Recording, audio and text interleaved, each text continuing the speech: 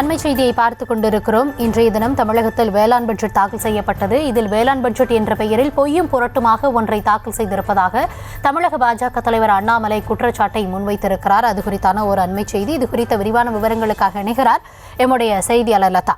லதா, வணக்கம். அண்ணாமலை தரப்புல என்ன குற்றச்சாட்டுகள் முன்வைக்கப்பட்டிருக்கிறது? விரிவான விவரங்களை பகிர்ந்து கொள்ளலாம். வணக்கம்.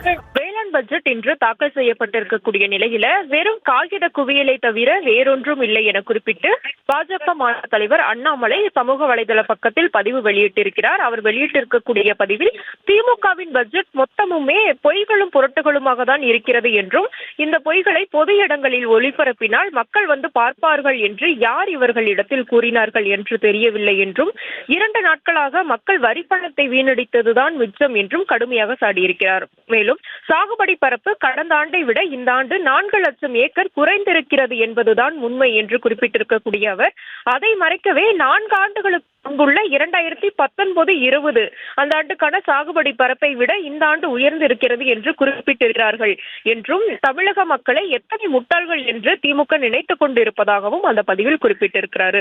மேலும் பயிர்க்கடன்கள் முழுமையாக தள்ளுபடி செய்யப்படவில்லை என்று கடந்த பிப்ரவரி மாதம் நாங்கள் கூறிய போது கூட்டுறவுத்துறை அமைச்சர் பெரிய கருப்பணன் அம்புலி மாமா கதைகளை சொல்லி சென்றார் என்றும், இன்றைய வேளாண் பட்ஜெட்டில் பயிர்க்கடன் 1774 கோடி இன்னும் தள்ளுபடி செய்யப்படவில்லை என்பது தெளிவாக குறிப்பிடப்பட்டிருக்கிறது என்றும், வெறும் பொய்யிலும் புரட்டிலும் காலம் தள்ளிக் கொண்டிருக்கிறது திமுக அரசு என்றும் அந்த பதிவில் தெரிவித்திருக்கிறார். மேலும் நெல்லுக்கு 2500, கரும்புக்கு 4000 குறைந்தபட்ச ஆதார விலை என்ற வாக்குறுதியெல்லாம் வெறும் பேச்சளவிலேயே போய்விட்டது என்றும், விவசாயிகளை தொடர்ந்து வஞ்சித்து வருவதையே வேலையாக திமுக அரசு வைத்திருப்பதாகவும், இந்த வேளாண் பட்ஜெட் வெறும் காகித குவியலை தவிர வேறொன்றும் இல்லை என்றும் கடுமையாக சாடியிருக்கிறார்.